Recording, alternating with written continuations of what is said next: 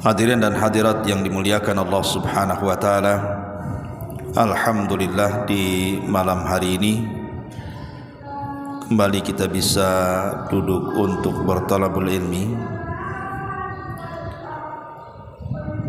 Biasa kita mengkaji sirah Nabi sallallahu alaihi wasallam. Maka malam ini kita akan membahas satu ucapan yang sangat bagus sekali dari Imam Ibnul Qayyim rahimahullahu ta'ala,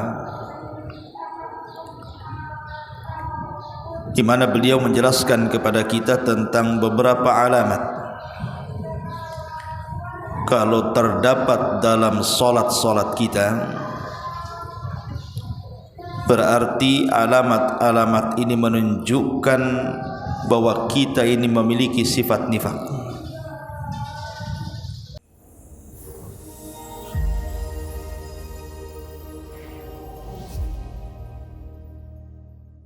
Assalamualaikum warahmatullahi wabarakatuh. Alhamdulillah wassalatu wassalamu ala Rasulillah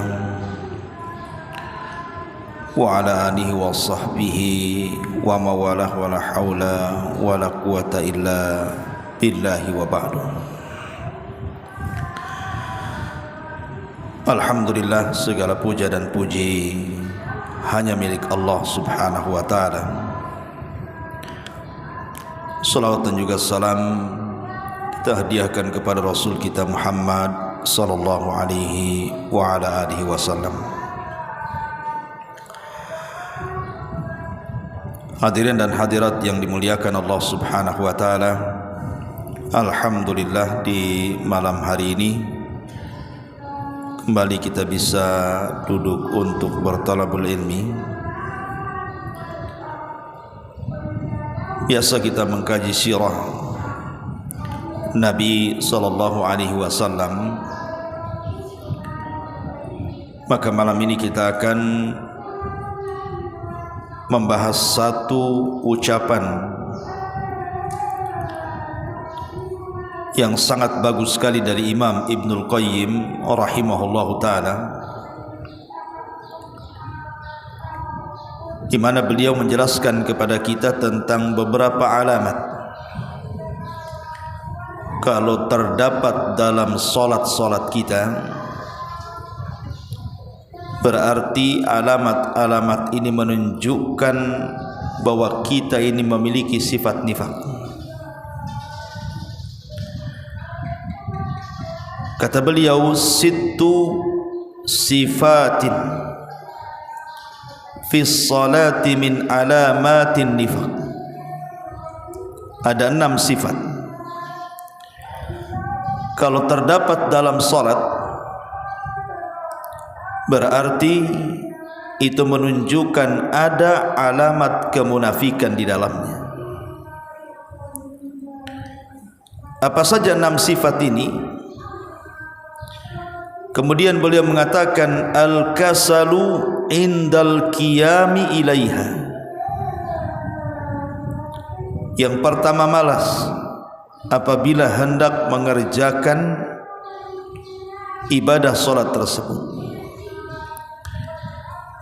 Yang kedua, wa mura'atun nasi fi fi'liha.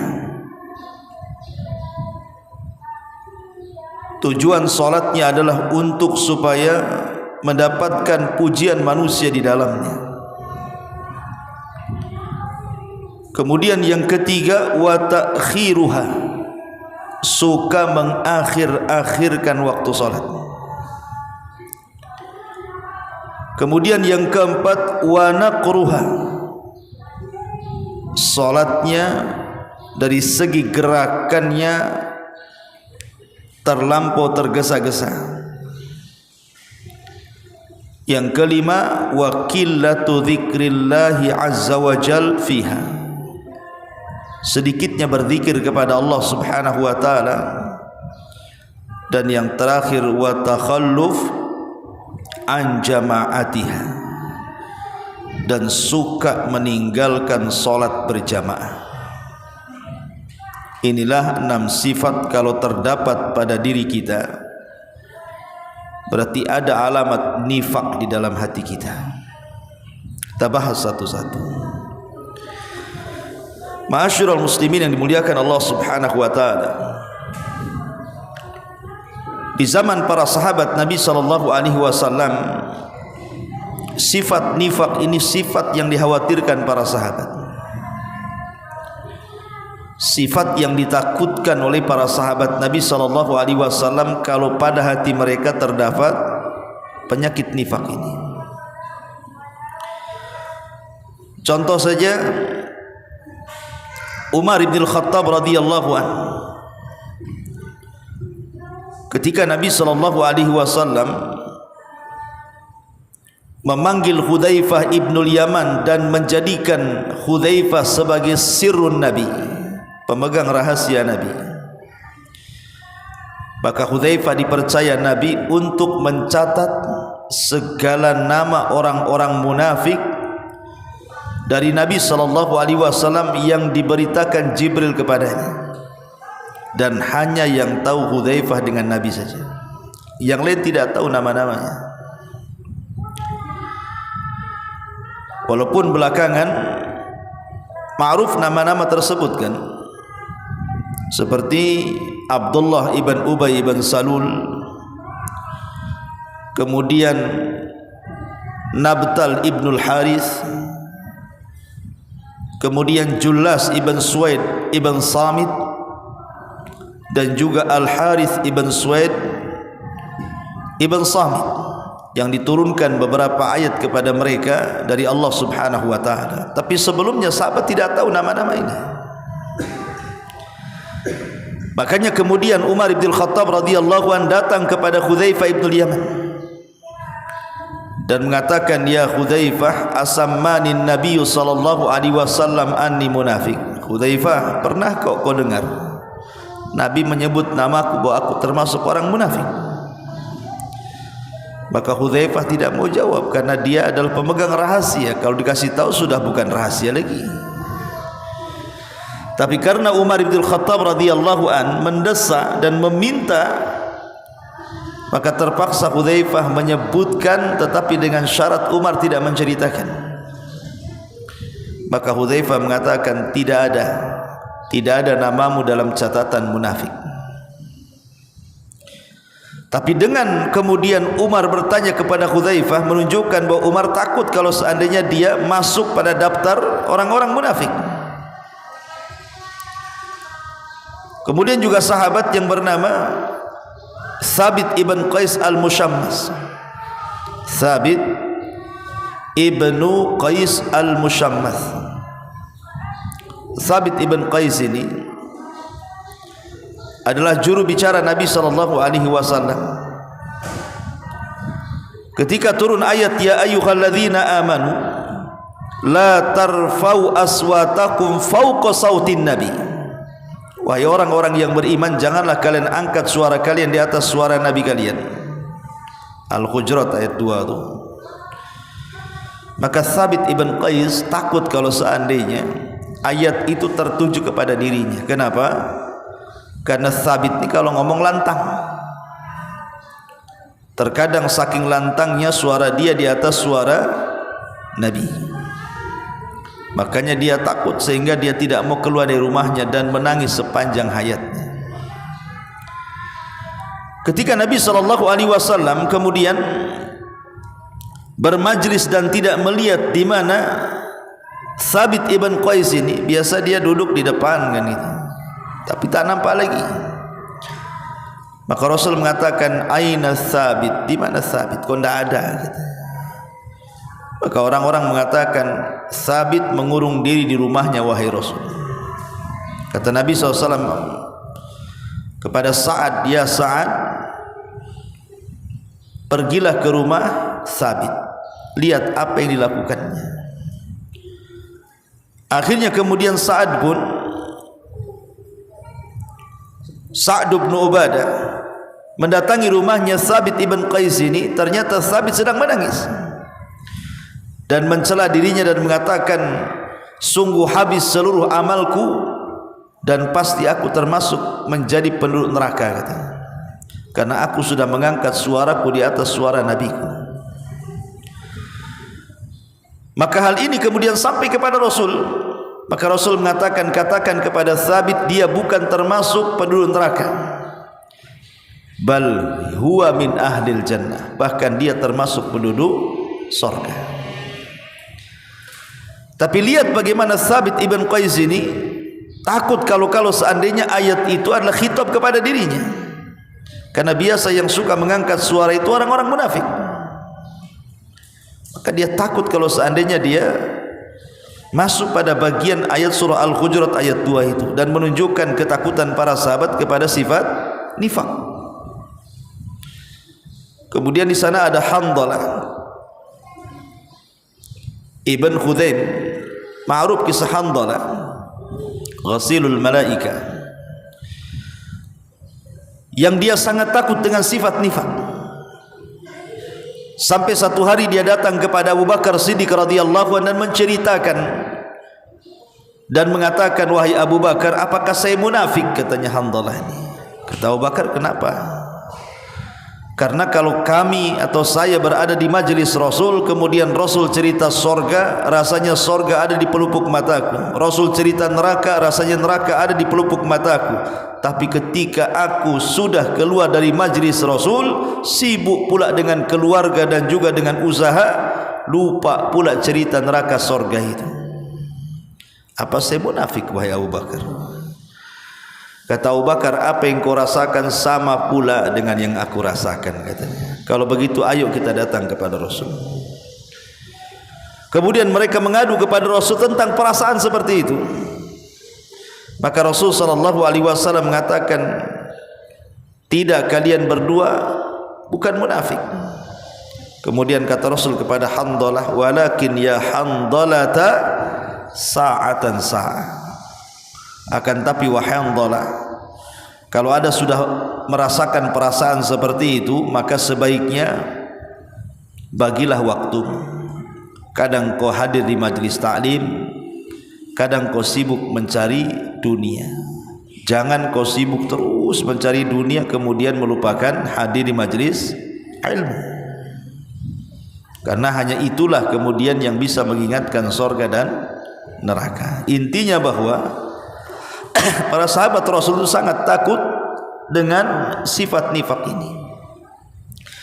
Nah, di sini Imam Ibnul Qayyim rahimahullahu taala mengatakan bahwa ada 6 sifat.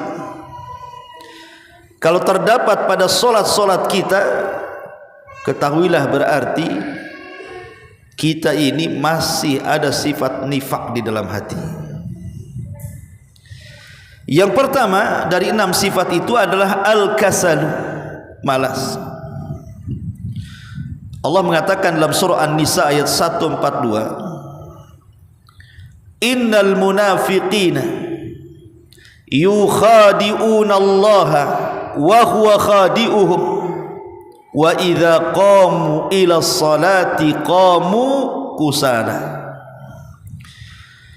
Sesungguhnya orang-orang munafik itu mereka sedang menipu Allah. Mereka sedang menipu Allah dan Allah telah menipu mereka. Dan apabila mereka tegak melaksanakan salat, mereka pun tegak dengan bermalas-malasan. Berarti ciri yang pertama adalah ketika kita malas salat, itu berarti ada sifat nifaq pada hati kita. Yang malas salat saja dikatakan nifaq, bagaimana yang tidak salat sama sekali, kan begitu? Lebih bahaya lagi.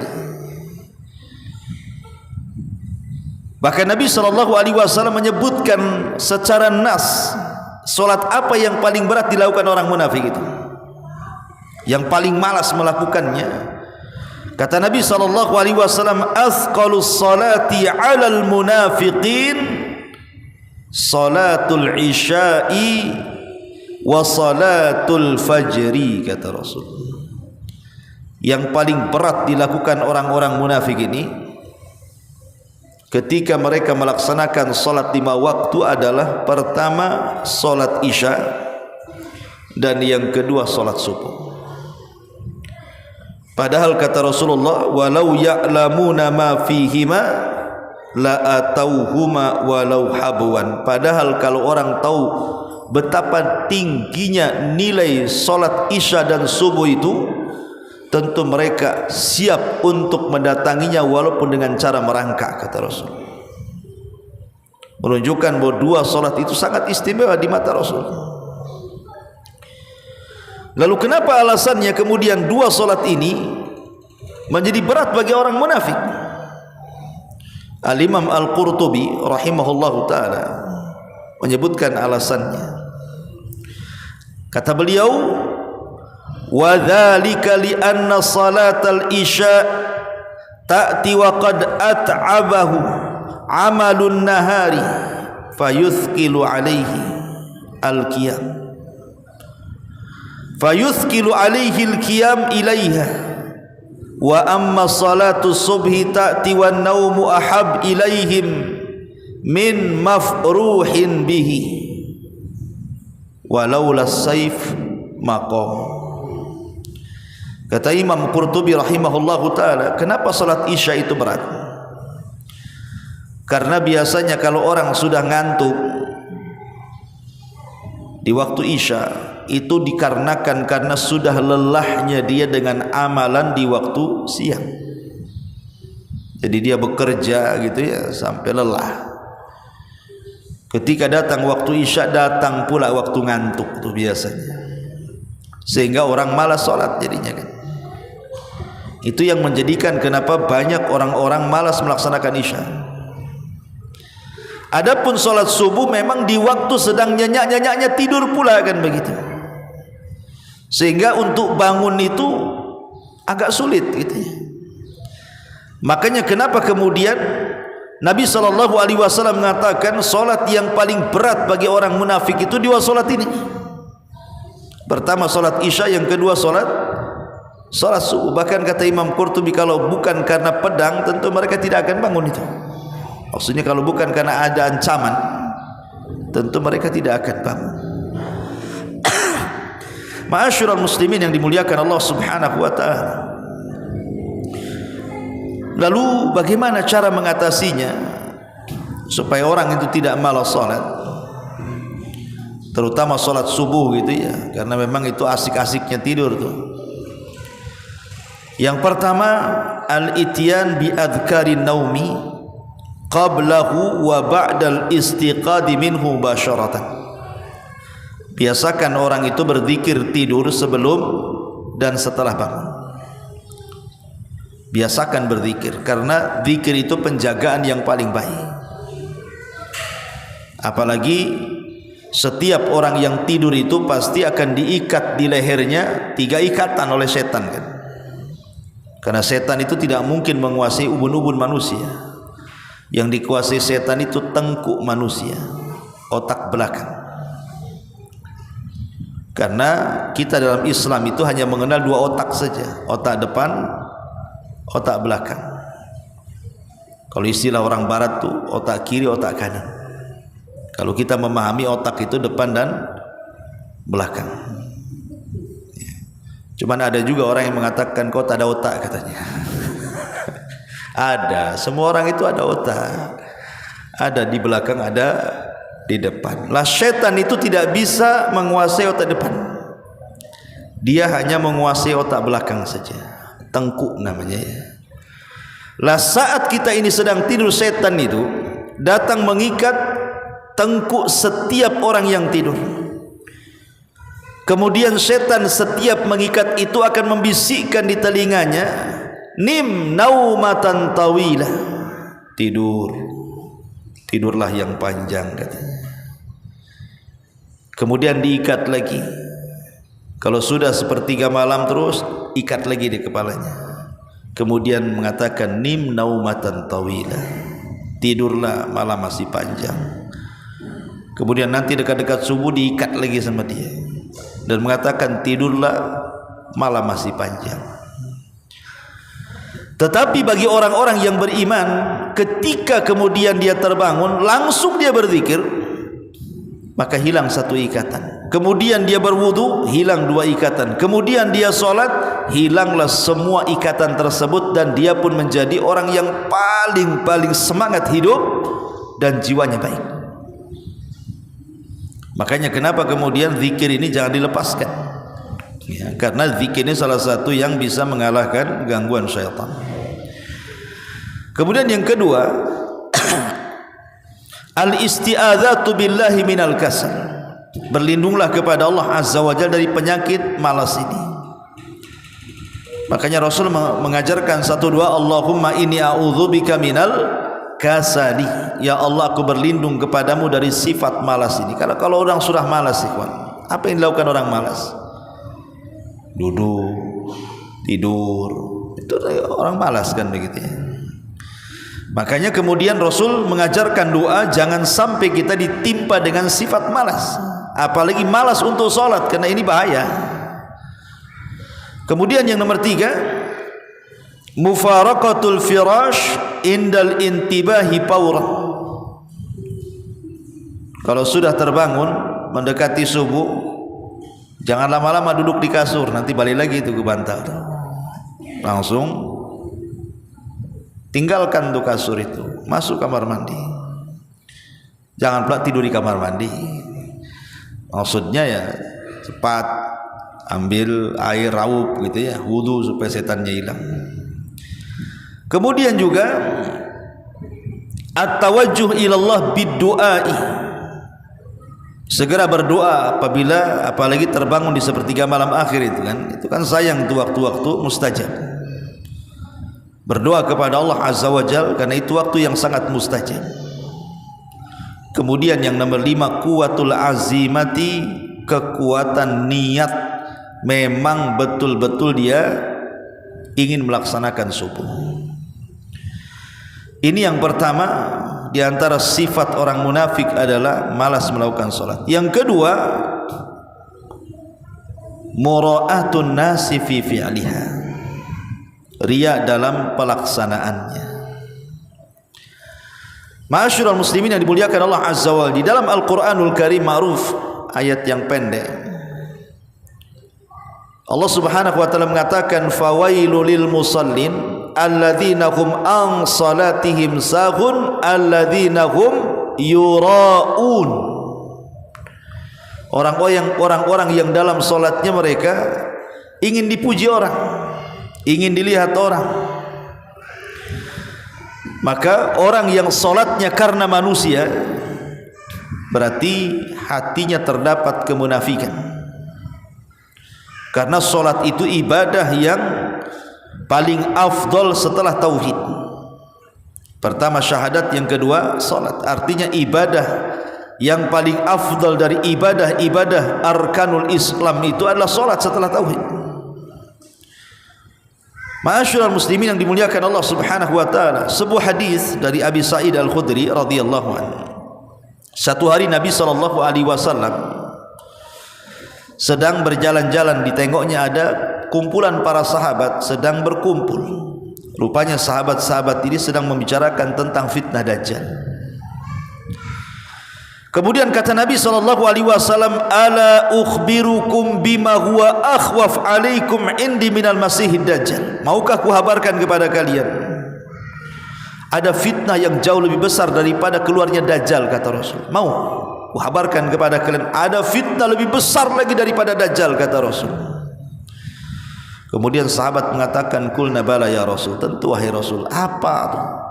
Dajjal bagi kami itu sudah besar fitnahnya, kok ada pula fitnah melebihi Dajjal? Maka kemudian Nabi SAW mengatakan, asyirkul khafi, syirik dalam bentuk yang sangat samar, yang disebut dengan syirkul khafi.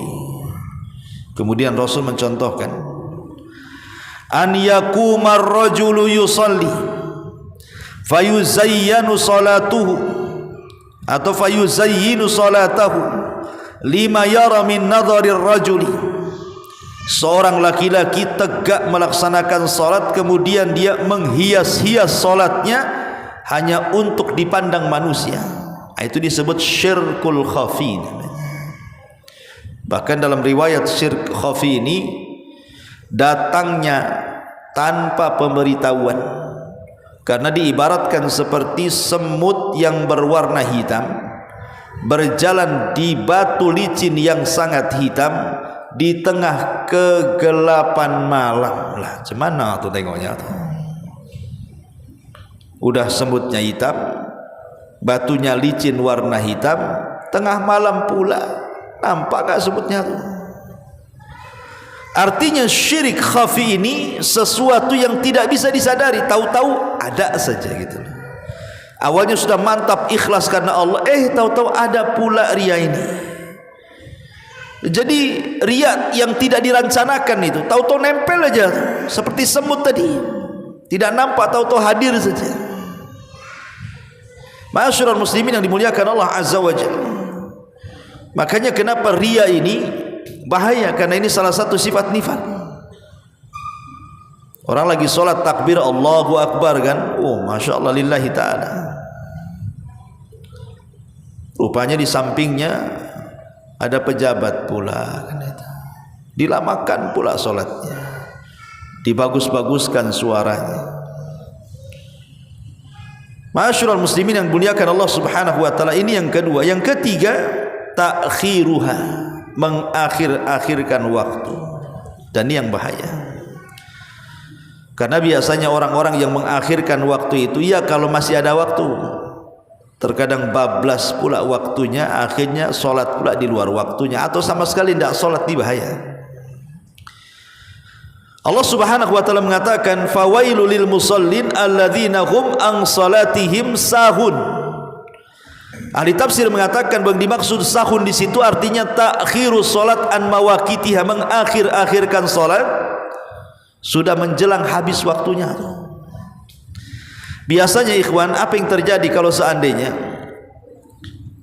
waktu ini sudah hampir berakhir, tiba-tiba antum ingin salat, maka dipastikan jatuh kepada alamat nifak yang keempat. Apa? Kilat khusus.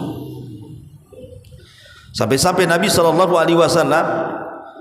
kemudian mengatakan ketika menyebutkan solat munafik itu, tilka salatul munafik yajlisu yarqubus syamsa hatta idza kanat baina qarnai syaitan qama fanaqaraha arba'an la yadhkurullaha fiha illa qalila, rawahu Muslim.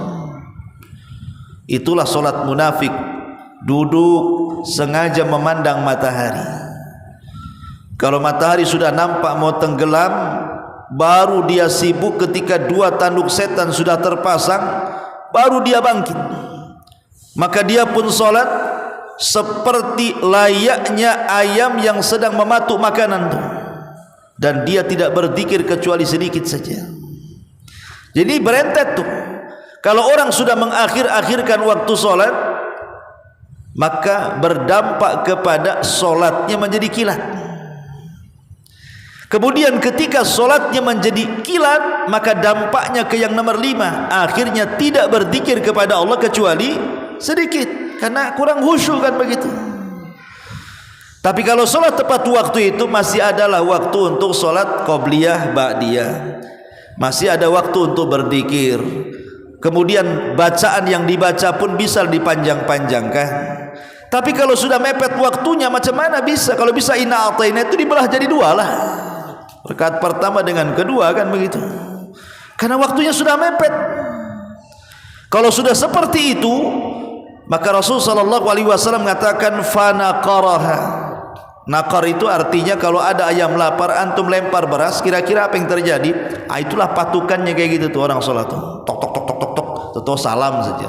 Itu sempurna ke kanan saja, assalamualaikum, ke kiri sambil bangkit pergi dia. Atau salam itu ke kanan saja, ke kirinya jawab salam handphone, waalaikumsalam katanya, afwan lagi sholat tadi katanya. Kadang-kadang orang-orang yang mengakhir-akhirkan waktu ini membahayakan. Makanya kenapa dengan tegas dalam surah An-Nisa ayat 103 itu Allah mengatakan, inna salata kanat alal mu'minina kitaban mawquta. Sesungguhnya salat itu bagi orang-orang yang beriman itu sudah ditentukan waktunya, zuhur kapan, asar kapan, maghrib kapan, isya kapan, subuh kapan, dan begitu seterusnya. Syekhul Islam Ibn Taimiyah menyebutkan dalam kitab Al-Ikhtiyarat, tarikus salati amdan la yushra' lahu qada'uha wa la tasihhu minhu bal yukthiru minat tatawwu wa kadzalika as-shaum wa huwa qaulu ta'ifati minas salafi. Kata Ibnu Taimiyah, orang yang meninggalkan solat secara sengaja, karena biasanya orang-orang yang mengakhirkan waktu solat itu tidak sadar, terkadang terkeluar waktunya. Kalau sudah terkeluar waktunya, artinya apa? Tidak ada lagi solat yang harus dilakukan, kan? Makanya beliau mengatakan orang yang meninggalkan solat secara sengaja tidak disyariatkan untuk mengqadha'nya. Enggak ada qadha di sini. Solatnya diakhir-akhirkan. Kalau sudah keluar enggak ada qadha bagi dia. Berarti dia harus memperbanyak solat sunnah setelahnya. Bertobat kepada Allah Azza wa Jalla, perbanyak solat sunnah. Itulah perkataan para ulama salaf. Ma'asyiral muslimin yang dimuliakan Allah Azza wa Jalla. Kemudian cepat dalam melakukan gerakan. Dan ini yang paling bahaya. Diriwayatkan dari Abdurrahman ibn Auf, nahan Nabi sallallahu alaihi wasallam anin nuqari. Rasul melarang tidak boleh terlampau tergesa-gesa, terlampau cepat melaksanakan gerakan salat. Faqala laisa lana mithlus su laisa lana laisa minna man yankuru naqaral ghurab. Bukan termasuk umat kami, kata Rasul, orang yang melakukan perbuatan buruk seperti itu, dan bukan termasuk kelompok kami orang yang solatnya seperti patukan burung, terlampau cepat gitu ya. Karena kalau sudah gerakan-gerakannya terlampau cepat, ikhwatu fiddin, macam mana orang itu dapat kehusyuan coba? Nah, cuman masalahnya terbalik pula. Begini alasannya. Saya itu pernah ngobrol dengan salah seorang fulan gitu ya. Dia kalau tarawih itu suka yang cepat dibandingkan yang slow gitu. Kalau bisa itu 23 rakaat itu ya 10 menit gitu ya, 15 menit. Fatihahnya satu nafas kan itu ya. Kalau bisa satu ayat Toha Allahu Akbar gitu. Yasin Allahu Akbar gitu. Jadi cobalah saya dialog dengan dia. Bagusnya sholat tarawih itu harus tartil bacaannya, karena namanya sholat itu kan perlu dinikmati gerakan dan bacaannya. Apa dia mengatakan, Ustaz, kalau terlampau lama menghayal saya, katanya. Kalau terlampau lama melamun gitu. Kalau cepat itu tidak ada ruang lamunan tuh, katanya. Jadi khusyuk betul. Gitu pula jawabannya itu. Jadi kalau seandainya sholatnya cepat itu, tidak ada ruang menghayal itu, katanya. Karena apa? Baru mau menghayal sudah ruku, mau menghayal sudah i'tidal, sudah sujud atau sudah salam. Kapan saya menghayalnya, katanya. Sebenarnya.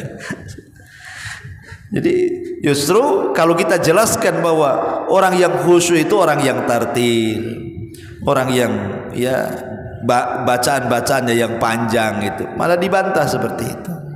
Kalau memang yang gerakan cepat itu yang khusyuk, harusnya Rasul sudah mengajarkan itu kepada kita. Tapi kenapa Rasul mengajarkan pula yang panjang-panjang, apalagi sholat tarawih kan gitu. Ma'asyiral muslimin yang dimuliakan Allah Azza wa Jalla. Kemudian juga berzikir dengan zikir yang sedikit, yaitu akibat dari tadi mengakhirkan waktu sholat, kemudian mempercepat gerakan sholat, berakhir dengan apa? Sedikit berzikir akhirnya. Yang harusnya bacaan Subhana Rabbiyal A'la 3 kali dibaca sekali saja. Yang harusnya baca Subhana Rabbiyal Azim 3 kali baca sekali saja. Yang harusnya baca Fatihah dengan surat, dah Fatihah semua tiap rakaat, kan sah-sah saja.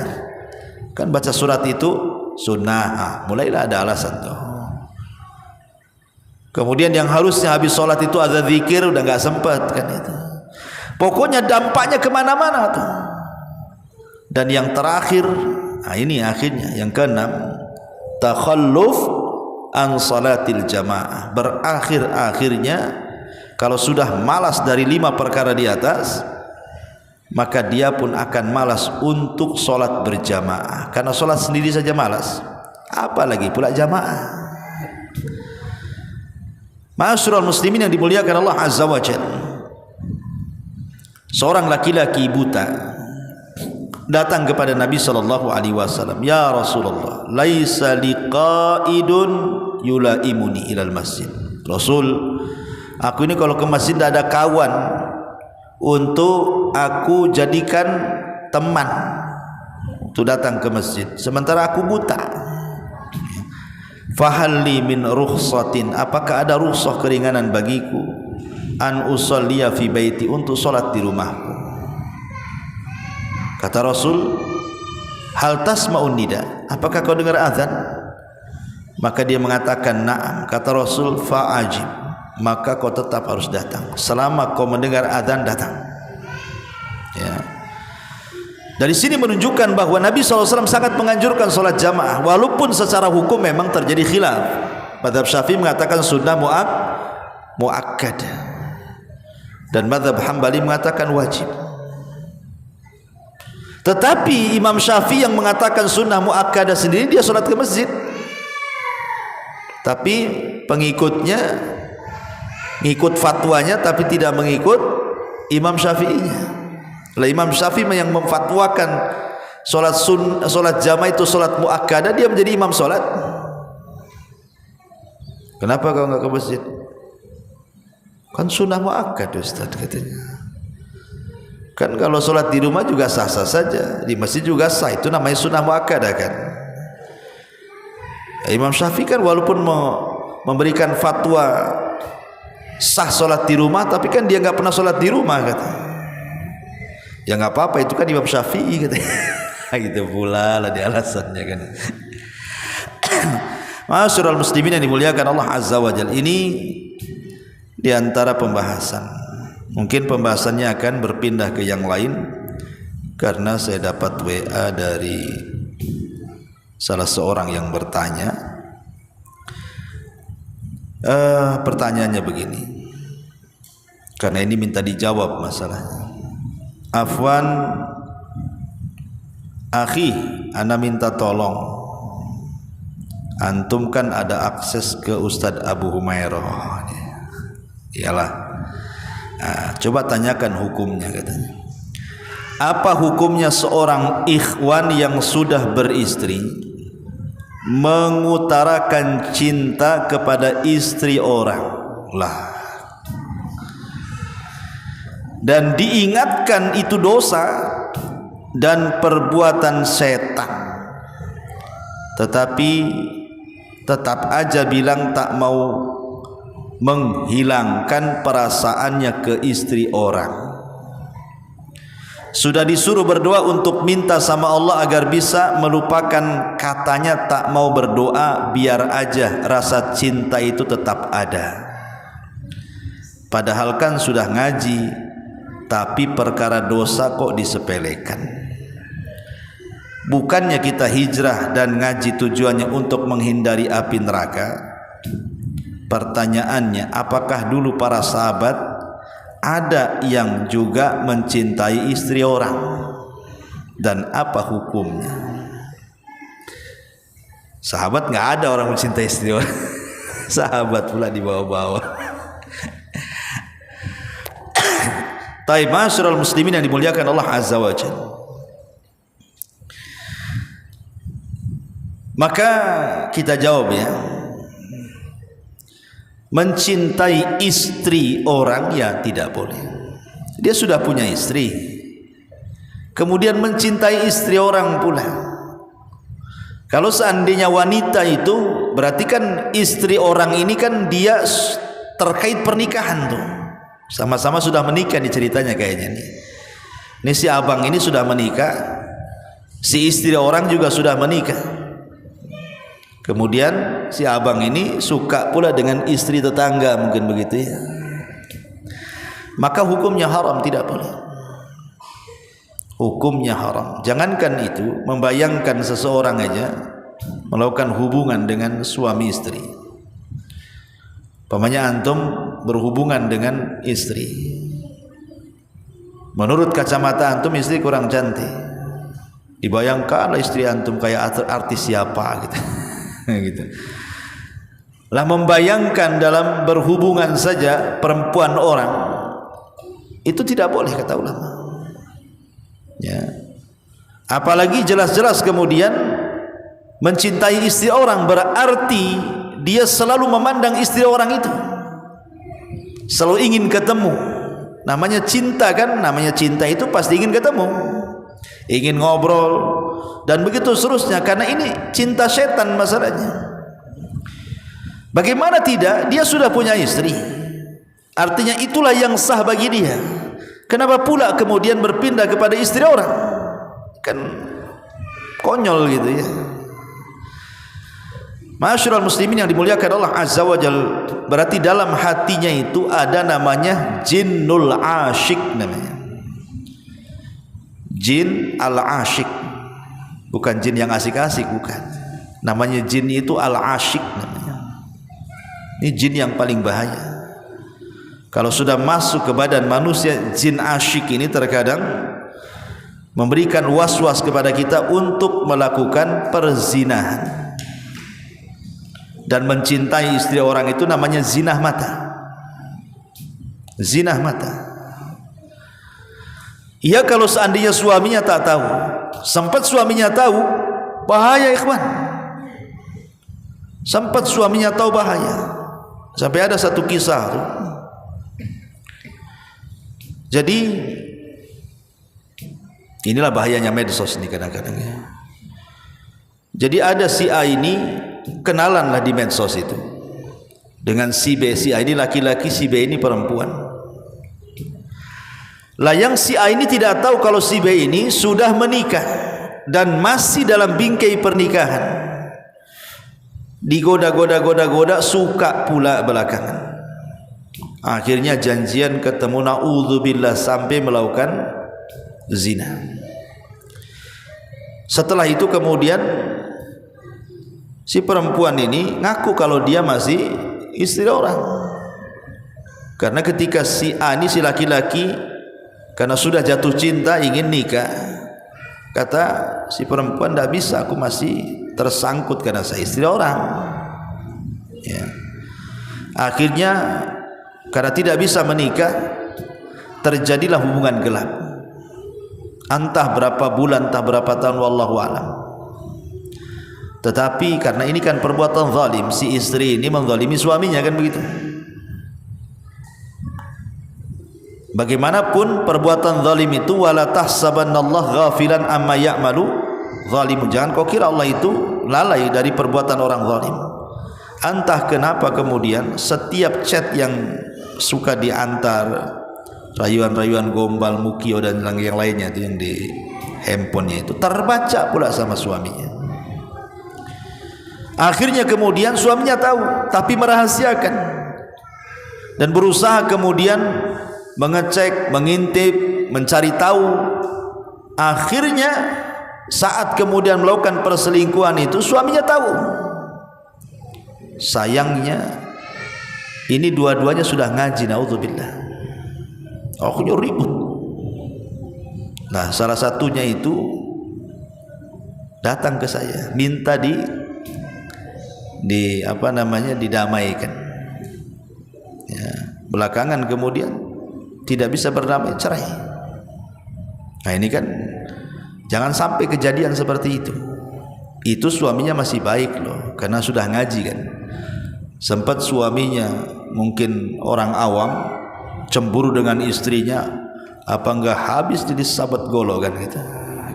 Makanya ya sebaiknya bertobat kepada Allah, kemudian meruqyah diri sendiri supaya jangan sampai ketertarikan seperti itu ada. Karena itu datang dari syaitan.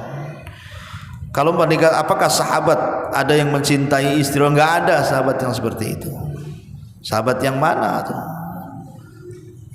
Ada dulu seorang wanita, istri seorang Thabit ibn Qais yang tadi saya ceritakan tadi. Istrinya tidak suka dengan suaminya, itu saja. Karena suaminya kalau sedang jalan berkawan dengan kawan-kawannya itu paling jelek sendiri.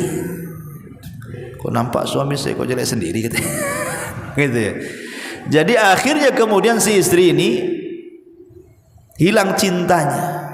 Datang kepada Rasul, Rasul saya gugat cerai. Kata Rasul, maukah kau kembalikan maharmu? Mau katanya. Dikembalikan maharnya. Cerai. Kemudian dia menikah dengan laki-laki yang menurut dia itulah idaman dia. Tapi setelah menikah rupanya apa? Rupanya yang kedua ini tak pandai menyenangkan dia di ranjangnya. Tapi suami yang pertama pandai pula menyenangkan di ranjangnya. Kemudian dia ingin kembali. Nah, terkadang-kadang yang jelek ini pula yang punya keistimewaan, yang ganteng pula tak punya keistimewaan. Ya, jadi jangan tergesa-gesa. Ini ada kisahnya di zaman sahabat lah yang seperti ini, ada kisahnya di zaman sahabat. Tapi kalau tadi katakan sahabat mencintai istri orang, ya tidak ada. Ya, bertobatlah kepada Allah Subhanahu wa taala. Subhanaka bihamdika asyhadu an la ilaha illa anta astaghfiruka wa atubu ilaik. Wallahu ta'ala alam. Assalamualaikum warahmatullahi wabarakatuh. Intinya bahwa tolong berakhlak kepada Allah. Membahas tafsir dari surah Al-Imran. Lahirlah Imam Muslim, Abi Dawud, Tirmidzi, Ibnu Hibban. Jadi ketika Yunus alaihi salatu wassalam terkena undian itu,